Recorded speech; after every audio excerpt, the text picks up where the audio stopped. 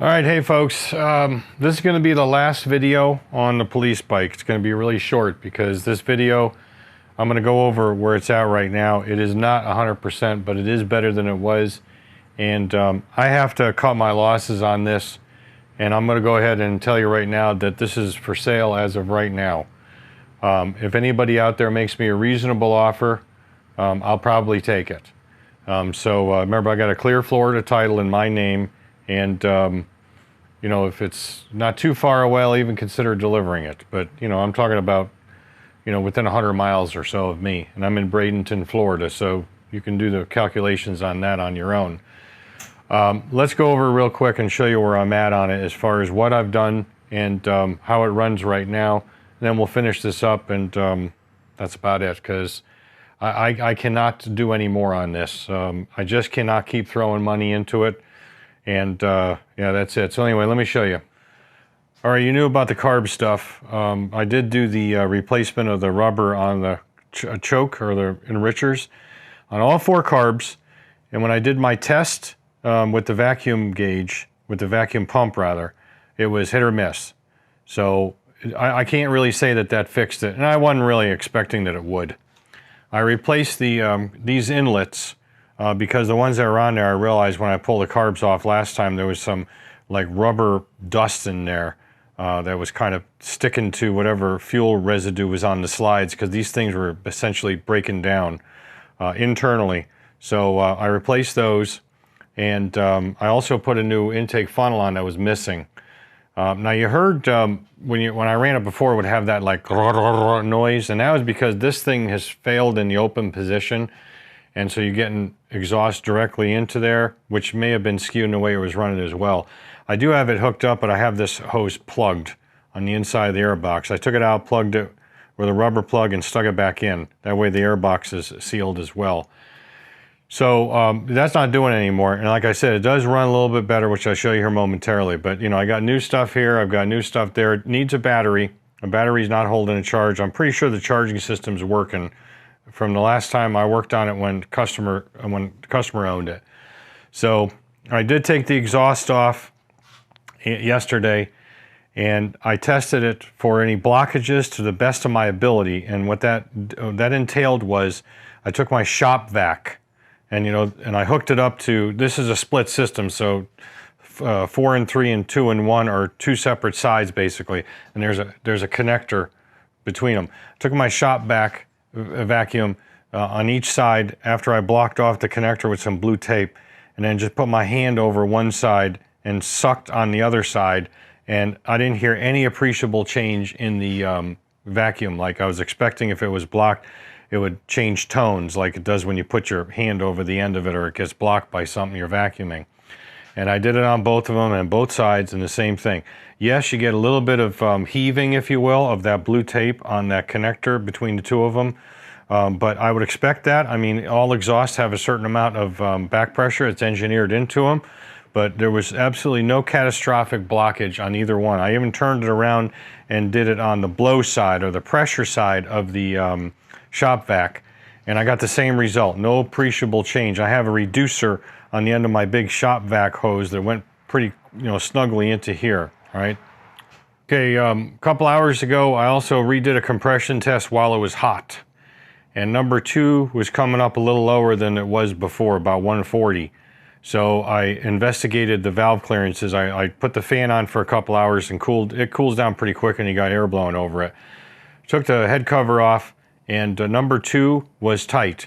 In fact, when it was cooled down, I could barely get 2.5 thou. I couldn't even get the 2.5 thou rather feeler gauge in, but I could get the 1.5. So, you know, the standard's 2 to 6. So this thing was most likely, when it gets to operating temperature, at nearly 0 clearance. I've corrected that and reset that with a slightly smaller shim. The rest of them were all okay. So that's what I did. I just retested the compression on number 2 after running it a little bit, and it is back up to 150. So we've got 150 on all 4. These carbs are definitely a problem. There is still a ginormous vacuum leak because I still do not get any intake impulse off of these guys with the carb tune. None at idle.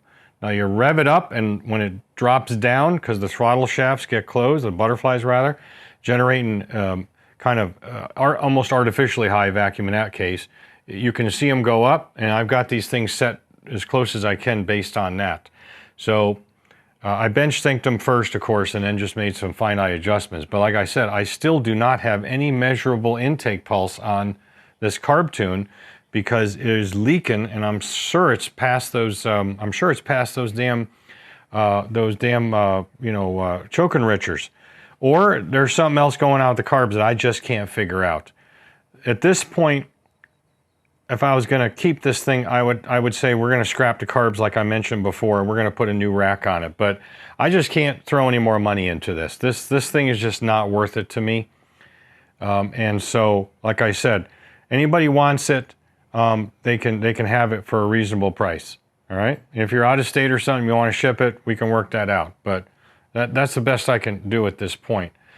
So let me think. Was there anything else? I don't think there was anything else I did besides what I already covered. So yeah, like I said, you need a battery, and I think carbs are bad. Now this exhaust may actually, it may need an exhaust too. I don't know. I mean, I tested it the best I could, and as I said before, could not get any significant change to the shop vac to indicate that it's got a flow issue.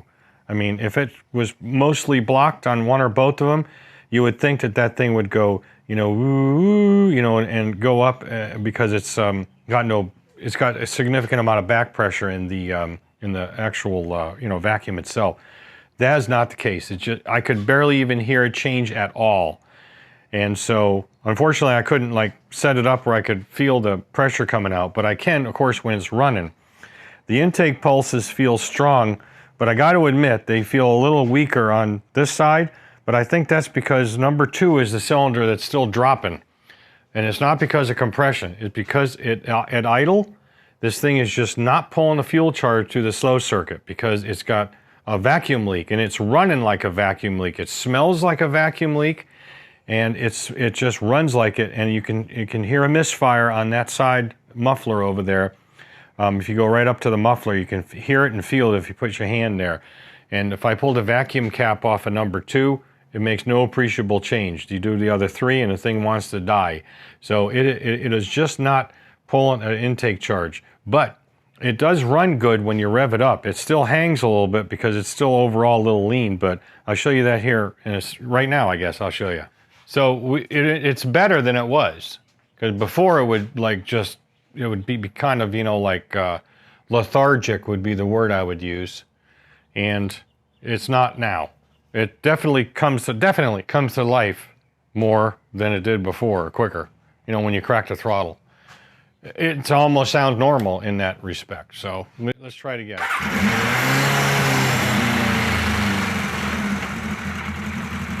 He wants to do that too, and I don't know why.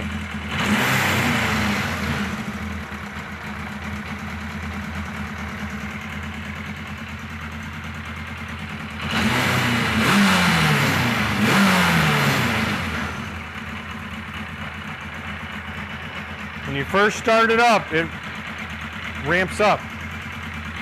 I'm not really sure why.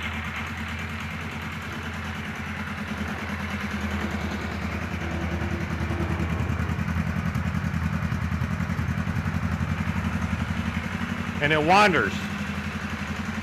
Like I said, it just behaves like a huge vacuum leak.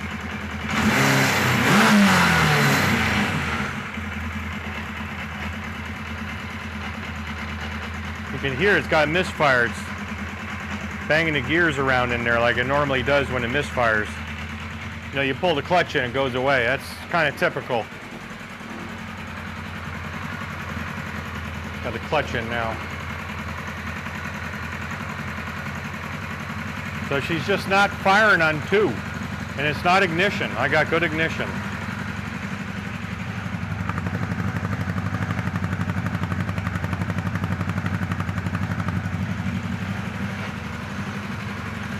Then it'll pop once in a while and backfire a little bit, and it's on this side. It's got to be 2.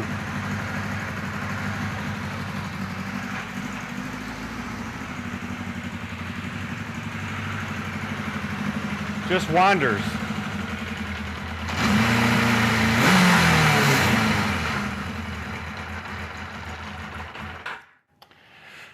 So like I said, it picks up quick. Like it didn't do that before. It was real lethargic. But, you know, it's still hanging. And again, that is real, you know, symptomatic, I was going to say emblematic, of a vacuum leak. Very, very symptomatic of a vacuum leak. And it's got to be in the carbs because it's not in the head. I tested all this in the head. When the head was off and I was working on the valves, I rigged up a pressure tester with my blood pressure cuff pressure tester and like kind of a cone-shaped rubber piece with a tube in it, hooked it up and pressure tested each one of these. And you know, I can only get it to a few PSI, but you know, it held reasonably at least, you know, I mean, it held. It's kind of hard to get a seal here, but you know, just holding it. But I didn't see any major drops or anything. I don't think it's in the head. It's got to be these carbs. These carbs got to be screwed.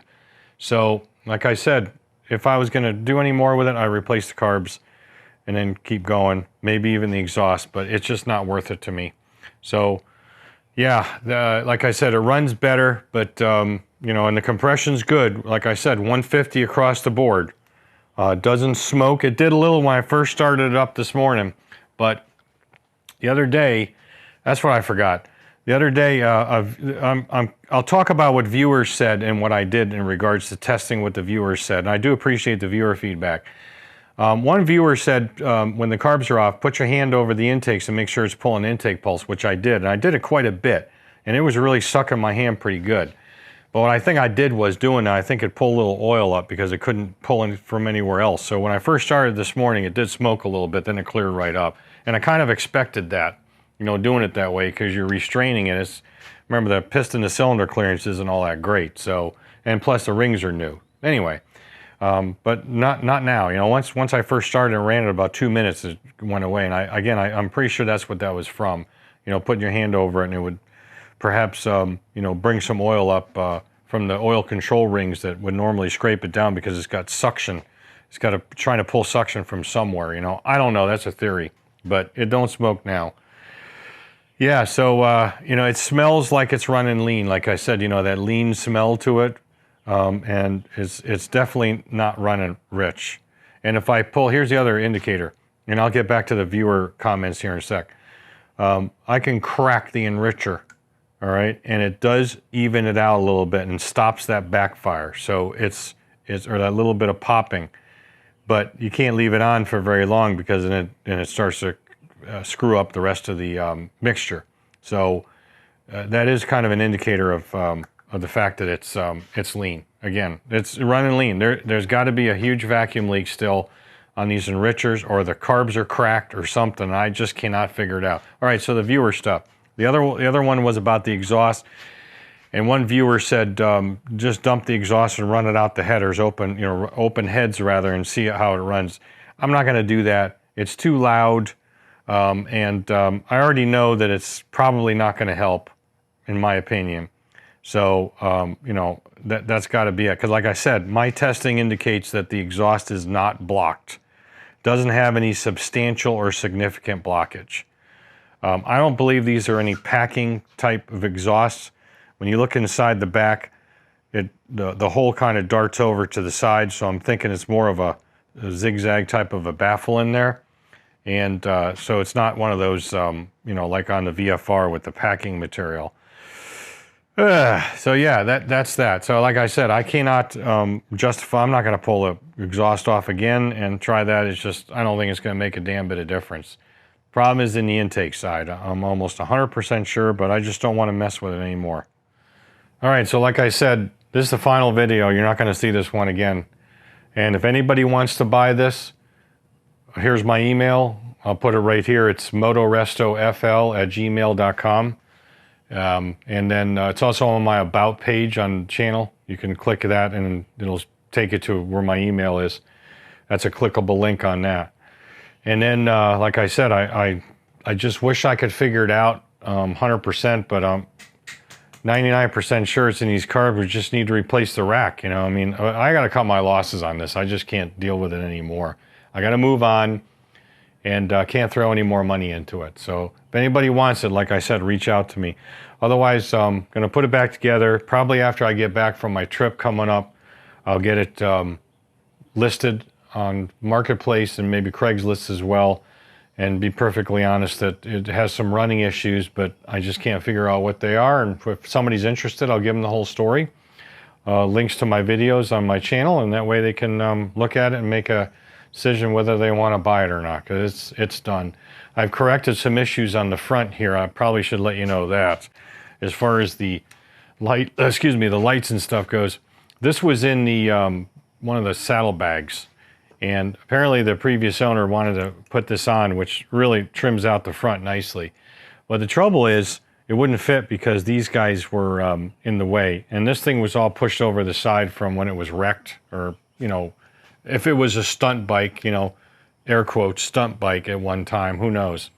But, you know, what I did was I straightened all this out, I took it apart, and I welded on a piece that spans both of these holes. It was originally in a hole just on this bracket on both sides, and I did that and got the wires all kneaded up again. And you know, everything works, but it's a lot nicer now, and I was able to get this in. And you know, the brakes are functional as well, because I had to do little modifications to the, what do you call it, the distribution block behind here. So I got that done the other day, and you know, so like I said, I've done a lot on this stuff, on this bike rather, and it's just time to say enough is enough. So that's it. Again, if you're interested, you know what to do. We'll see you on the next video, hopefully where something actually works. Catch you later, and thanks for watching.